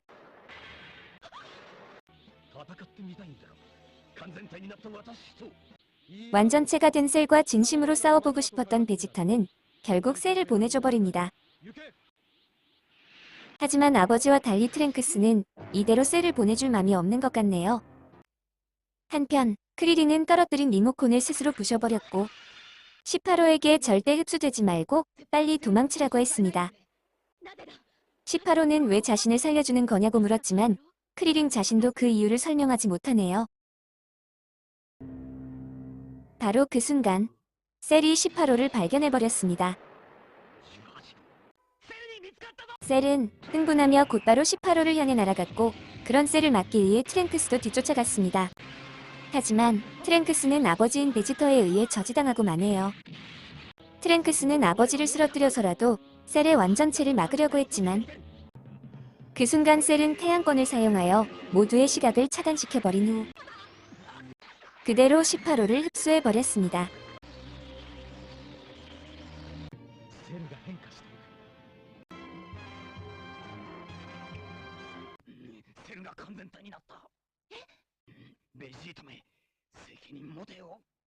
그 시각 정신과 시간의 방에서는 오반이 드디어 초사의 여인을 성공시킵니다. 물론 아주 잠시 동안 뿐이었습니다. 18호가 흡수되어 사라지자 뚜껑이 열려버린 크리리는 셀을 향해 분노의 하이킥을 날려봤지만 오히려 셀의 킥 한 방을 맞고 그대로 날아가 버렸습니다. 설마 크리린 죽은 건 아니겠죠? 이렇게 완전체 셀과 베지터 이 둘의 본격적인 2차전이 지금부터 시작됩니다. 다행히도 간신히 숨이 붙어있던 크리린은 트랭크스가 준 선두 덕분에 살아날 수 있었습니다. 크리린은 자신이 비록 사이어인보다 훨씬 약하지만 상대의 강함은 정확히 파악할 수 있다며 셀은 지금 엄청난 파워를 숨기고 있다고 했습니다.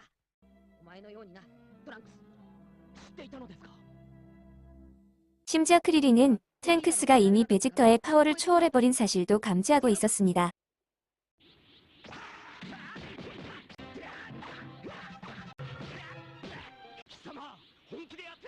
셀은 이제 워밍업을 끝내고 약간 파워를 높이겠다며 빠른 스피드로 베지터에게 접근했고 베지터는 그런 셀에게 자신의 최대 파워를 담은 하이킥 한 방을 정통으로 꽂아버렸습니다.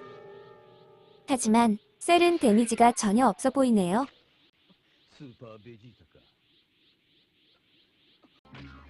베지터는 순간 자신과 레벨 자체가 달라져 버린 셀의 파워를 직감했습니다.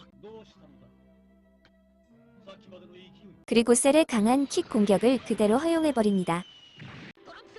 크리린은 지금 도와주지 않으면 베지터가 죽게 된다고 했지만 트랭크스는 아버지가 정신을 잃게 되면 나서겠다고 했습니다. 아버지는 지금 자신을 초월한 셀에게 자존심이 무너져 버렸는데 아들에게까지 파워를 초월당한 사실을 알게 할 수는 없다는 것이었습니다. 베지터는 남아있는 모든 에너지를 두 손끝에 끌어모았고 자신 있으면 이 공격을 정면으로 받아보라고 셀을 도발했습니다.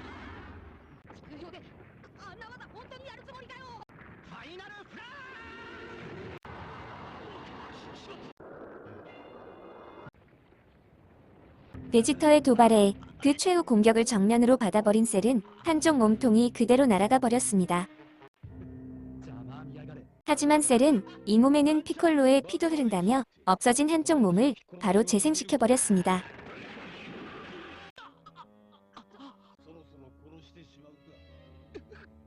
베지터는 당황한 채 셀에게 쉴 새 없는 공격을 퍼부었지만 셀의 펀치 한 방, 킥 한 방, 엘보 한 방을 맞고 그대로 정신을 잃어버렸습니다.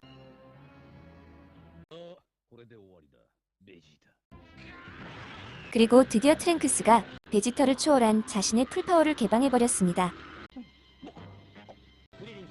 트랭크스는 크리린에게 아버지를 거북하우스로 데려가서 회복시켜주라며 자신의 마지막 남은 선두를 줬습니다.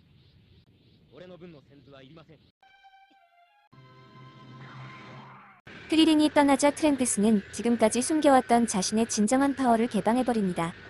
셀은 트랭크스의 파워가 분명 자신의 전투력을 충분히 초월하고 있다고 칭찬합니다. 하지만 그것만으로는 절대로 자신을 이길 수 없다고 했습니다. 한편 정신과 시간의 방에서 수련 중인 손오바는 어느새 초사이어인을 자유롭게 컨트롤할 수 있게 되었습니다. 그리고 손오공의 파워는 드디어 초사이어인을 초월해버렸습니다. 사실 이것은 베지터가 완성시킨 레벨의 파워였습니다. 손오공은 여기서 한 단계 파워를 더 높일 수 있다며 현재의 트랭크스의 파워 레벨까지 변신해버립니다. 하지만 손오공은 이 상태로는 절대로 셀을 이길 수 없다고 말했습니다. 이렇게 근육이 부풀어 오른 형태는 파워는 크게 올라가지만 스피드도 떨어지고 체력 소모가 너무 클 뿐이라는 것입니다. 손오공은 이제부터 잘 때 말고는 항상 초사이어인을 유지하여 평상시 모습처럼 익숙하게 만들자고 했습니다. 그리고 그 후에 기본적인 수련부터 다시 시작하자고 했습니다. 손오공의 판단은 정확했습니다.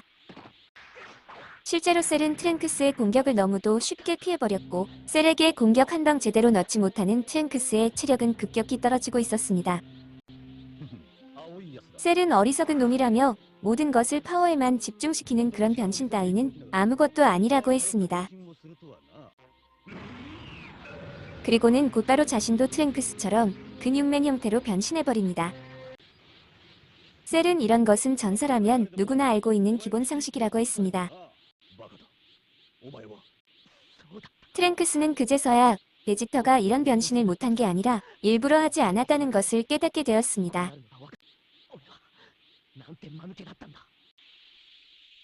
트랭크스는 자신의 패배를 인정하며 어서 죽이라고 했습니다. 셀은 베지터와 미가 어떻게 갑자기 강해진 건지 궁금하다며 손오공은 지금 어디서 뭘 하고 있는지 물었습니다. 트랭크스는 손오공 아저씨는 셀 내놈을 쓰러뜨리기 위해 내일까지 수련 중이라고 했습니다. 그 말을 들은 셀은 지금부터 열흘 후 셀게임이라고 하는 무술대회를 열 테니 그때까지 너희 모두 열심히 수련하여 최대한 강해져서 오라고 했습니다.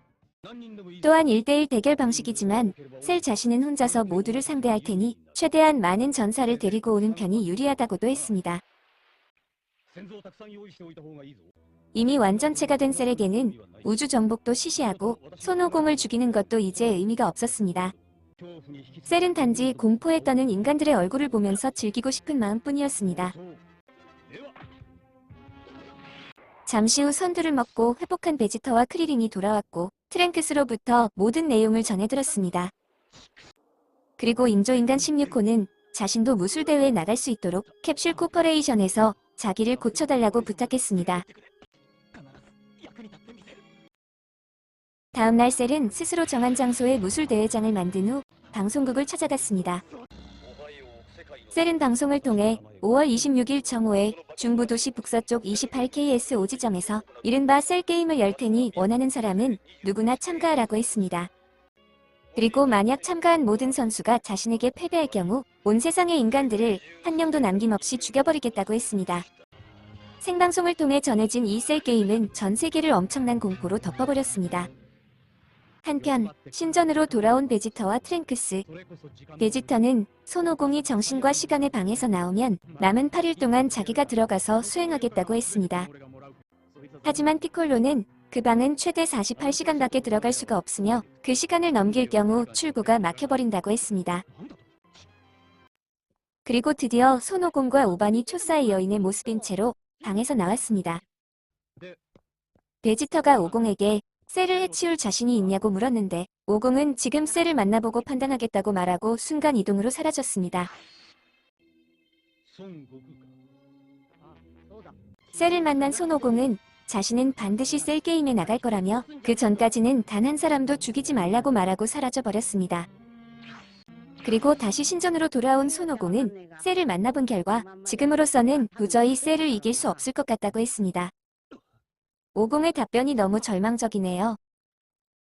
피콜로는 오공에게 아직 시간이 있으니 다시 한번 정신과 시간의 방에 들어가서 수련하기를 권했지만 손오공은 이제는 안 들어갈 거라며 9일이나 남았으니 어떻게든 될 거라고 했습니다. 정말 남 얘기하듯 말하네요. 이거 오공이가 너무 맘 편한 거 아닌가요? 손오공은 그러면서도 베지터는 한 번 더 그 방에서 수련하는 게 좋을 것 같다고 말합니다. 貴様の方が俺より実力が上だと言っているように聞こえるが。あ、ずいぶん上だと思う。何？ 이렇게 손오공은 오반과 함께 지상으로 내려가 버렸습니다. 셀과의 결전의 날은 이제 8일밖에 남지 않았고 모처럼 손오공의 가족은 야외에서 피크닉을 즐깁니다. 사실 오반의 마음은 몹시도 불안했지만 손오공은 여전히 천하태평이네요. 어쩌면 오공은 모든 걸 포기하고 남은 며칠 동안만이라도 가족과 함께 행복한 시간을 보내고 싶었던 건지도 모르겠네요. 한편 그 시각 셀을 공격하기 위해 왕의 군대가 출동했는데 이것은 안 그래도 따분했던 셀에게는 시간 때우기 놀이 정도였네요. 셀에게 희생당한 사람들을 살리고 싶었던 손오공은 신과 함께 없어져버린 드래곤볼을 부활시키기 위해 새로운 나메크성을 찾아갔습니다. 나메크성 최고 장로는 지구의 신으로 덴데를 추천했는데 덴데는 나메크성인 중에서도 우수한 용족이기 때문에 드래곤볼을 훌륭히 부활시킬 수 있을 거라고 했습니다. 그리고 크리린과 오반을 무척이나 그리워했던 덴데 역시 꼭 지구에 가고 싶어 했습니다. 어쨌든 이렇게 오공과 함께 지구로 오게 된 덴데는 지구의 신이 되어버렸고 순식간에 지구의 드래곤볼을 부활시켜버렸습니다. 아무리 만화지만 이건 너무 만화 같은데요? 우르마는 16호를 수리했고 피콜로와 베지터가 순서대로 정신과 시간의 방에서 수련하는 동안 마침내 지구는 운명의 날인 5월 26일을 맞이하게 되었습니다. 대회장 주변에는 어느새 TV 방송국에서 생중계를 하고 있었고 드디어 지구의 영웅이 등장했는데 이 듣보잡 아저씨는 누구지? 여튼 지구의 영웅이라고 하는 미스터 사탄이 등장합니다. 사실 이 아저씨는 지난 수년간 세계 무술 대회를 석권하고 지구의 영웅이 되어 있었던 것입니다. 조금 어이없지만 어쨌든 미스터 사탄의 등장으로 전 세계는 열광하고 있었습니다. 잠시 후 베지터와 인조인간 16호에 이어서 손오공과 제트 전사들이 모두 도착했습니다.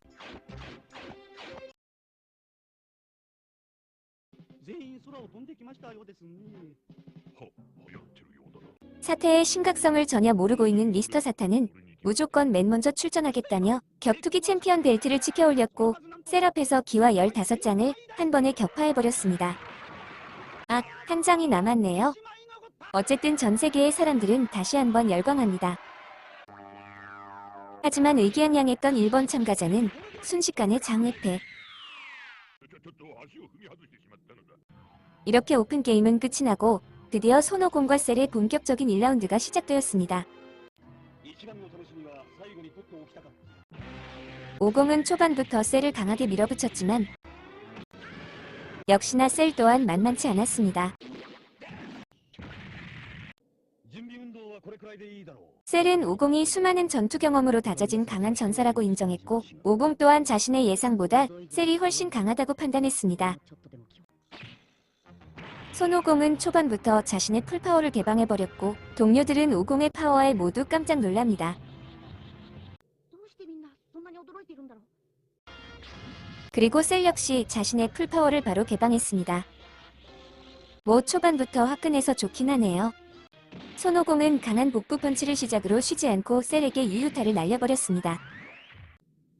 하지만 셀은 오히려 흥분하며 싸움은 이렇게 서로 비슷해야 제맛이라고 하네요.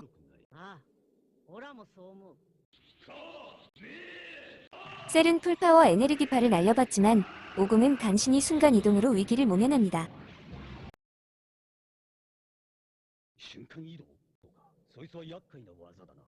하지만 셀은 자신에게도 순간이동 못지않은 스피드가 있다며 오공을 공격해왔습니다.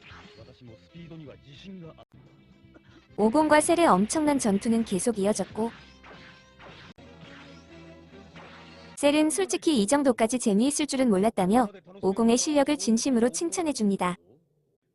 그리고는 이 멋진 싸움이 장외패 따위로 끝나는 건 너무 아깝다며 스스로 만든 대회장 자체를 흔적도 없이 날려버렸습니다. 전투는 계속 이어졌고 공중으로 날아오른 손오공은 지상의 셀을 향해 에네르기파를 쏘려 합니다. 하지만 셀은 그 에네르기파가 지구 자체를 파괴할 위력이라며 손오공이 절대 쏘지 못할 것이라고 했습니다. 그런데 손오공은 에네르기파를 멈출 생각이 없어 보이네요. 그 순간 손오공은 갑자기 순간 이동으로 지상의 셀 앞으로 이동했고 그 에네르기파를 셀의 몸통에 날려버렸습니다. 그리고 그 엄청난 에네르기파는 셀의 몸통을 가루로 만들어버립니다.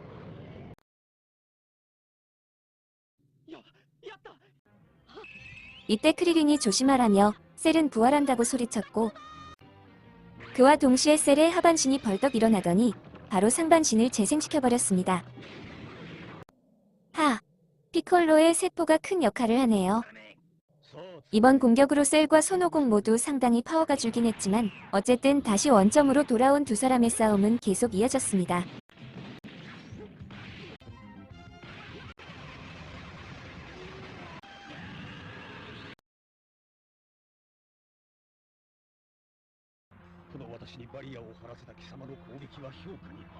하지만 싸움이 계속될수록 오공의 체력은 급속하게 떨어지기 시작했고 셀은 선두를 먹고 오라며 오공을 조롱해버립니다. 이 말에 트랭크스는 정말 오공에게 선두를 먹이자고 했지만 베지터는 사이어인의 자존심도 엄리하며 지금 손오공도 그런 식으로 이길 거라면 오히려 죽는 쪽을 택할 것이라고 했습니다. 베지터는 자신이 아무리 특훈을 해도 저 녀석은 언제나 더 앞서간다며 손오공은 정말 천재라고 인정해버립니다. 하지만 그런 천재인 손오공을 셀은 더욱 앞서가고 있었습니다. 한편 셀은 좀 더 재미있게 놀고 싶다며 계속해서 오공에게 선두를 먹으라고 하는데 그런 셀을 향해 손오공은 씩 웃어 보이며 바로 항복을 선언해버립니다.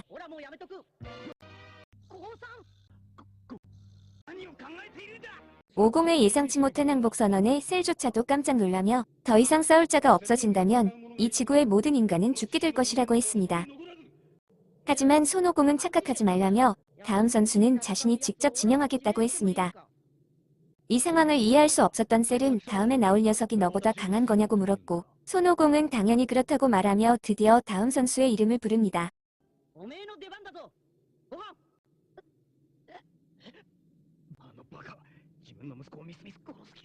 이건 정말 충격이네요. 손오공은 자신도 이길 수 없었던 셀을 자기의 친아들인 오반에게 싸우라고 합니다. 아무리 정신과 시간의 방에서 1년을 보낸 시간을 더한다 해도 오반이는 이제 겨우 초사이언이 된 10살 꼬마일 뿐인데 말이죠. 그 누구도 예상치 못한 손오공의 선택에 셀게임에 참석한 모든 전사들은 물론 손오반 자신도 깜짝 놀랐습니다. 하지만 손오공은 오반의 내면에 있던 진정한 힘은 이미 깨어났다며 오반에게 방금 전 아빠와 셀의 싸움이 어떻게 느껴졌냐고 물었습니다.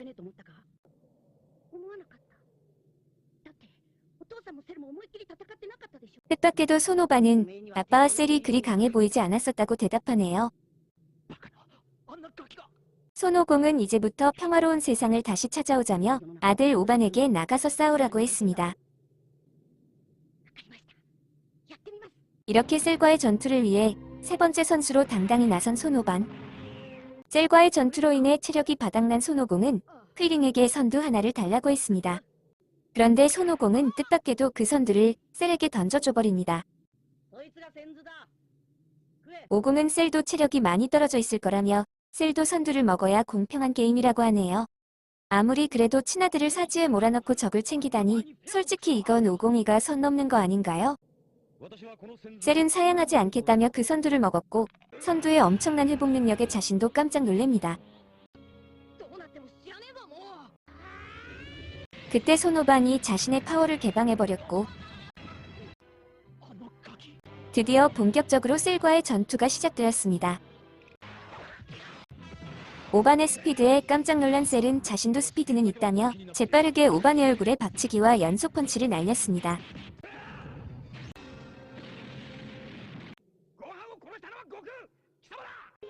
하지만 오반은 아무런 데미지도 입지 않은 듯 셀 앞으로 뚜벅뚜벅 걸어 나옵니다. 그리고 셀에게 무모한 이 싸움은 이제 그만두자고 했습니다. 오반은 자신이 아빠처럼 싸움을 좋아하는 성격도 아니고 살인도 하고 싶지 않다고 하네요. 셀은 어이없다는 듯 내 놈은 100년을 수련해도 자신을 죽일 수 없다고 했습니다. 하지만 오반은 셀을 해치울 수 있는 건 자신뿐이라고 한 아빠의 말을 이해하게 되었다며 자신은 옛날부터 분노로 인해 화가 나면 엄청난 힘을 발휘했었는데 아빠는 아마도 그것까지 계산해서 자신을 내보낸 것 같다고 했습니다. 오반의 말에 셀은 흥미를 느꼈고 어떻게든 오반을 분노하게 만들고 싶어졌습니다. 셀은 쉴 새 없이 오반을 공격하기 시작했고 오반도 순간적으로 기를 올리며 셀에게 반격의 킥 한 방을 날렸습니다. 오반의 킥 한 방으로 셀이 쓰러지자 모두들 깜짝 놀라게 되었고 더욱더 흥미를 느낀 셀은 무슨 일이 있어도 오반을 분노하게 만들겠다고 했습니다.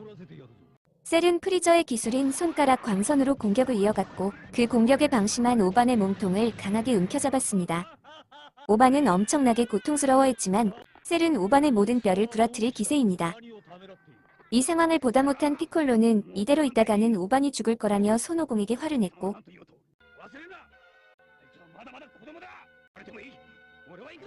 피콜로의 뼈 때리는 말에 손오공도 냉정하게 현실을 파악하게 되었습니다. 한편 셀은 손오반이 죽기 직전의 고통에도 분노하지 않자 너의 친구들과 상의해보겠다며 동료들을 향해 날아갔습니다. 셀은 곧바로 크리링 앞으로 갔고 순식간에 크리링의 선두 주머니를 빼앗아버렸습니다. 그리고는 오반에게 내 녀석이 억지로 분노를 참고 있기 때문에 친구들까지 고통을 당할 것이라고 했습니다. 그때 인조인간 16호가 등 뒤에서 셀을 덮쳤고 자신의 몸엔 강력한 폭파 장치가 있다며 이대로 자폭해버리겠다고 했습니다. 하지만 웬일인지 16호는 의지대로 자폭이 되지 않았는데 크리링은 부르마에게 들었다며 지난번 캡슐 코퍼레이션에서 16호를 수리했을 때 부르마의 아버지가 위험 방지를 위해 자폭 장치를 제거해버렸다고 했습니다. 셀은 회심의 미소를 지으며 기공포 한 방으로 16호의 몸을 산산조각 내어버렸습니다. 그리고 오반의 동료가 7명인 것을 확인한 셀은 자신의 몸에서 작은 분신 7마리를 분출했고 손오공과 친구들을 괴롭히라고 지시했습니다.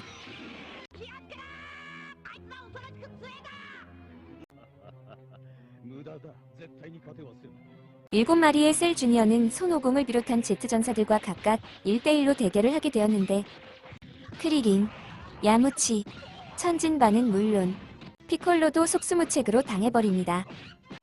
초사이어인이 된 베지터와 트랭크스도 겨우 대등한 파워로 맞서고 있었고 이미 체력이 고갈된 손오공도 매우 위험한 상황이었습니다.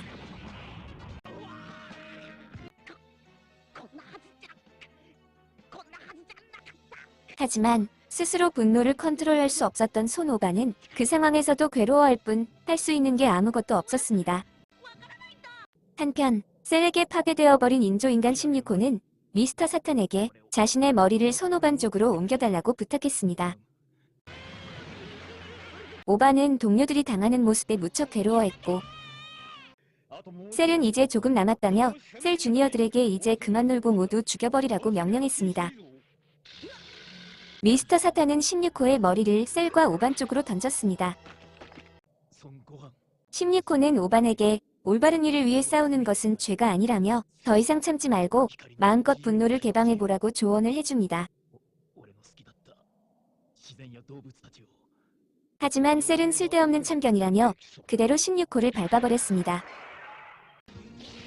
그 순간 손오반의 분노는 자신의 내면에 잠재된 파워를 각성시켜버렸고 드디어 이렇게 오반은 초사이어인 2를 완성시켜버렸습니다. 손오반은 용서할 수 없다며 셀을 향해 뚜벅뚜벅 걸어가더니 순식간에 선두를 빼앗아버렸습니다. 그리고는 재빠른 스피드로 이동하더니 단 일격으로 크리링 앞에 있는 셀 주니어의 목을 날려버렸습니다. 당황한 나머지의 6마리 셀 주니어들은 한꺼번에 손오반을 공격하기 시작했지만 오반은 정말 눈 깜짝할 사이에 6마리 모두를 해치워버렸습니다. 오반의 행동에는 더 이상 주저함이나 망설임이 없었습니다. 이렇게 드디어 셀 앞에 서게 된 초사이어인 2 손오반.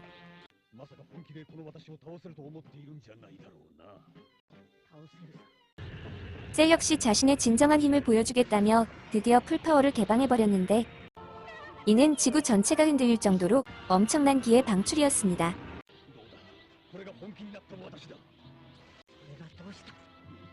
셀은 풀파워의 펀치를 오반의 얼굴에 날렸는데 오반은 데미지를 전혀 입지 않았고 오히려 당황한 셀에게 강한 복부 펀치 한 방을 꽂아버렸습니다. 그리고 이어지는 어퍼컷 한 방. 풀파워를 개방한 셀은 이렇게 오반의 단 2방의 펀치에 엄청난 데미지를 입어버렸습니다. 오반은 다시 셀 앞으로 뚜벅뚜벅 걸어갑니다. 셀은 깔보지 말라며 오반을 향해 분노의 발차기를 날렸지만 한 팔로 가볍게 막은 오반은 오히려 셀의 얼굴에 강한 킥을 날려버렸습니다. 셀은 완전체가 되었지만 자신의 풀파워를 가뿐히 초월당한 이 상황을 분개하며 하늘 높이 날아올랐습니다. 거기서 풀파워 에네르기파를 진짜로 쏜다고? 셀은 지구가 날아가든 말든 그 엄청난 에네르기파를 진짜로 쏴버립니다.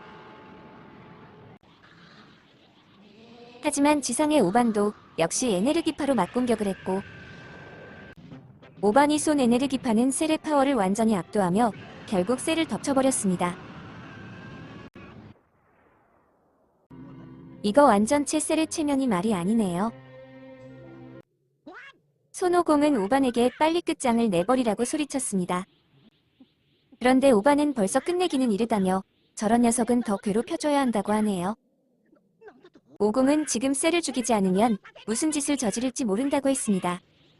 하지만 여전히 오반은 장안하며 웃어버리네요.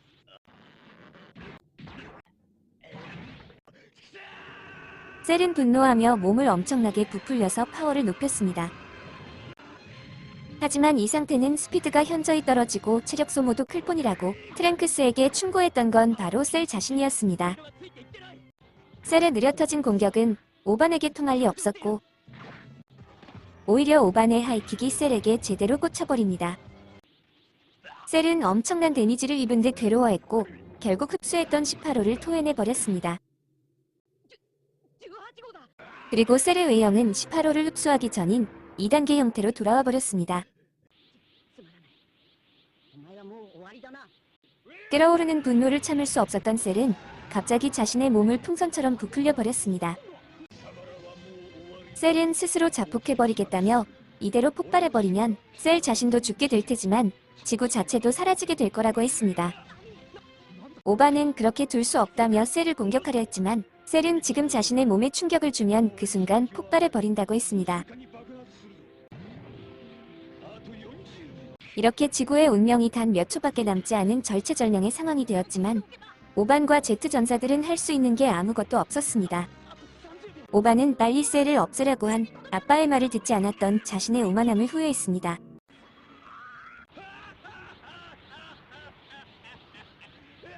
그때 손오공은 뭔가를 결심한 듯 친구들을 향해 웃어 보입니다. 오공은 아무리 생각해도 지구를 구할 길은 이 방법밖에 없다며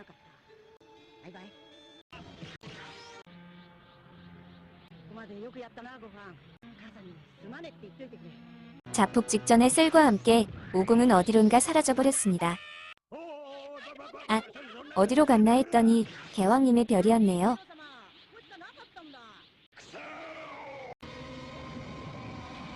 이렇게 우리의 주인공 손오공은 셀과 함께 그대로 폭발해버렸습니다.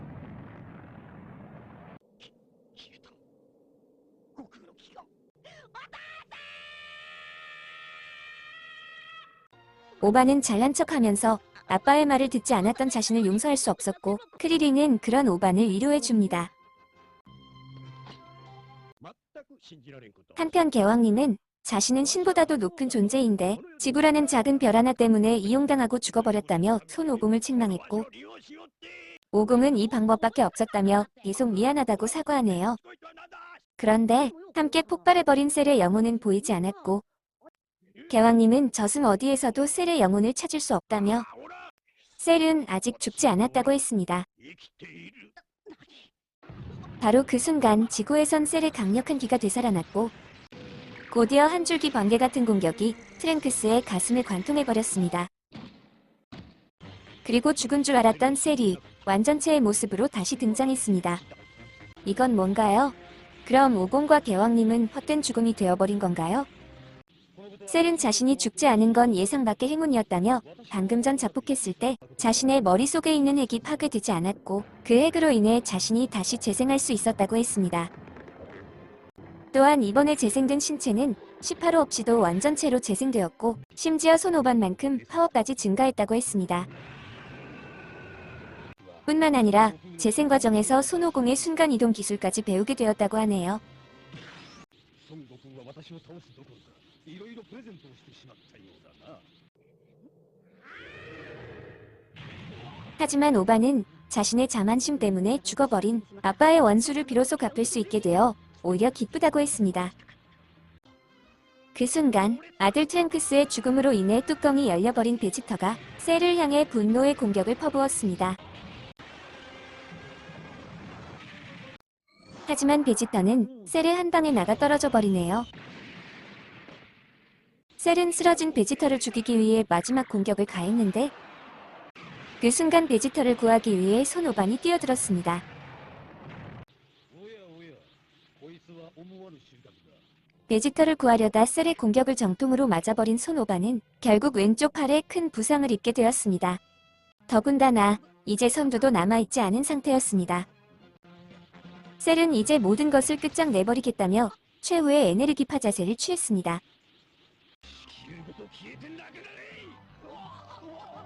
자폭한 후 다시 부활한 셀의 파워는 이전과는 비교도 안 될 정도로 상승해 있었습니다. 더군다나 오바는 지금 큰 부상까지 입어서 파워를 제대로 쓸 수 없는 상태가 되어버렸습니다. 자존심이 강한 베지터도 오반에게 사과를 합니다. 어쩌면 베지터 역시 이제 도저히 방법이 없음을 깨닫고 있는 건지도 모르겠네요. 셀의 몸엔 지구는 물론 태양계 전체를 날려버릴 수 있는 파워가 모아져 있었고 오반도 이제 저항해도 소용이 없다는 걸 아는 듯 현실을 받아들이고 승부를 포기해버렸습니다. 그 순간 어디선가 손오공의 목소리가 들려왔습니다. 손오공은 개왕님을 통해서 텔레파시로 말하고 있다며 오반에게 에네르기파로 셀을 완전히 날려버리라고 했습니다. 하지만 오반은 지금 한쪽 팔밖에 쓸 수 없었고 파워도 이제 절반 이하로 줄어있는 상태였습니다. 손오공은 반드시 이길 수 있으니 자신의 힘을 믿어보라며 아빠와 둘이서 창조해낸 힘을 마지막으로 보여달라고 오반을 격려했습니다. 그리고 만약 이대로 패한다면 아빠의 죽음은 헛된 게 된다며 반드시 이겨서 아빠의 원수를 갚아달라고 부탁했습니다. 오반은 자신의 오만함 때문에 아빠가 죽게 되어 미안했습니다. 하지만 오공은 저승에서 개왕님과 즐겁게 지낼 거니까 아빠 걱정은 말라고 했습니다. 아빠의 진심 어린 조언에 용기를 얻은 오반은 한 손으로 에네르기파의 기를 모으기 시작했습니다. 셀과 손오반은 서로를 향해 동시에 에네르기파를 날렸고 중간에서 맞부딪힌 두 개의 엄청난 기는 지구 전체를 뒤흔들고 있었습니다. 하지만 금세 손오반이 크게 밀리기 시작했습니다. 손오공은 오반에게 조금만 더 견디라며 아직 발휘되지 않은 내면의 모든 힘을 폭발시키라고 격려했지만 오반은 이미 전력으로 싸우고 있다며 더 이상은 무리라고 했습니다. 오공은 지구에 피해가 가는 것은 드래곤볼로 복구시킬 수 있으니 걱정 말고 싸움에만 집중하라고 했습니다. 그때 베지터가 남아있는 파워를 모두 모아 셀을 협공했고 그로 인해 셀의 신경이 잠시 베지터에게 분산이 되는 사이 손오공의 의지와 손오반의 풀파워로 하나 된 에네르기파는 그대로 셀을 덮쳐버렸습니다.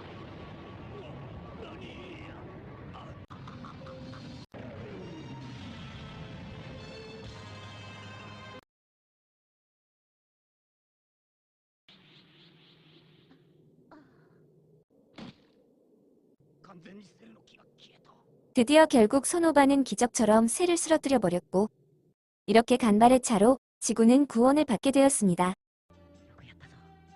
트리링은 선두가 없어도 덴데가 만지기만 하면 금방 회복된다며 모두 신전으로 가자고 했습니다. 하지만 베지터만은 도움받기 싫다며 함께 가지 않았습니다. 베지터는 손오공뿐 아니라 그 아들에게도 완전히 패했다며 스스로를 자책했습니다.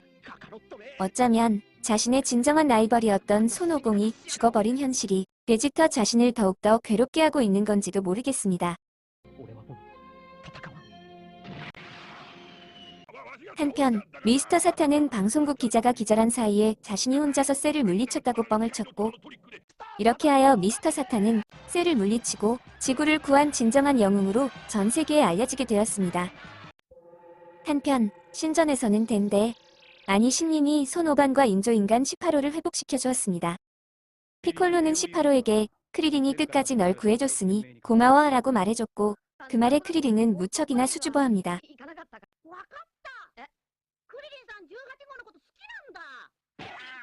하지만 18호는 크리링에게 고맙다고 손이라도 잡아줄 줄 알았냐며 오히려 수작 부리지 말라고 비꼬며 가버리네요. 18호의 쌀쌀맞은 태도에 한없이 우울해진 크리링을 오반이 위로해줍니다.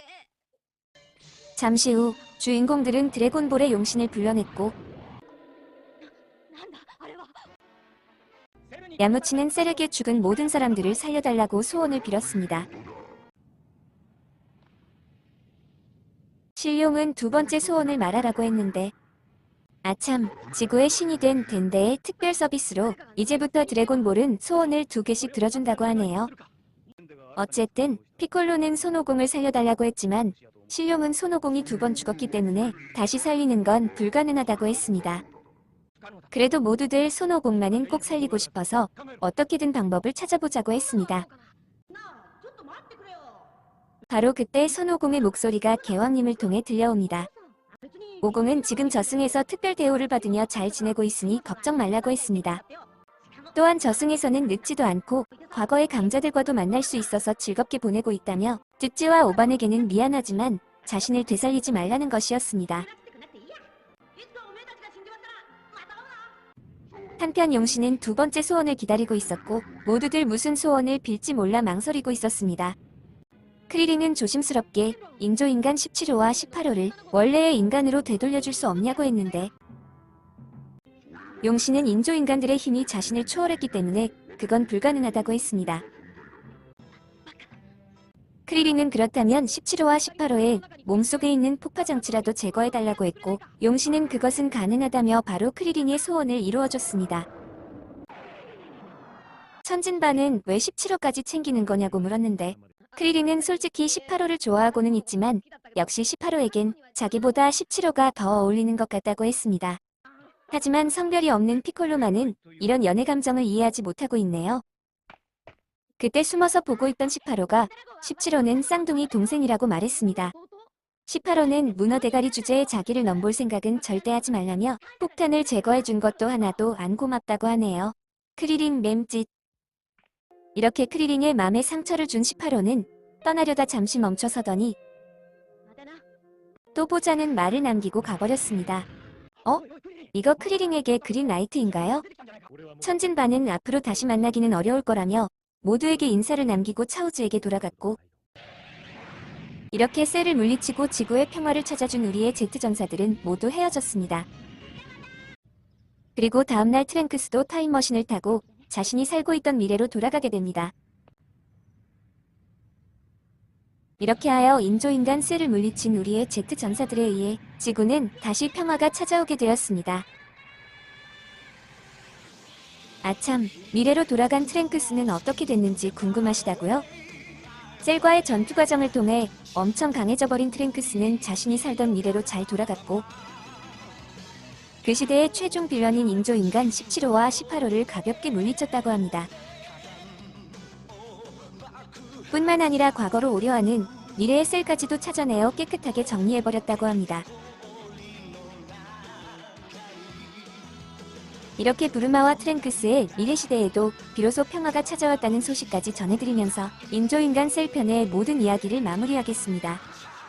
지금까지 드래곤볼 Z 인조인간 셀편의 모든 스토리를 저와 함께 시청해주셔서 감사드립니다.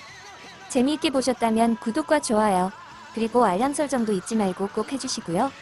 계속해서 저는 드래곤볼 Z 마지막 에피소드인 마인부 편 한 번을 몰아보기 영상으로 다시 만나겠습니다. 안녕히 계세요.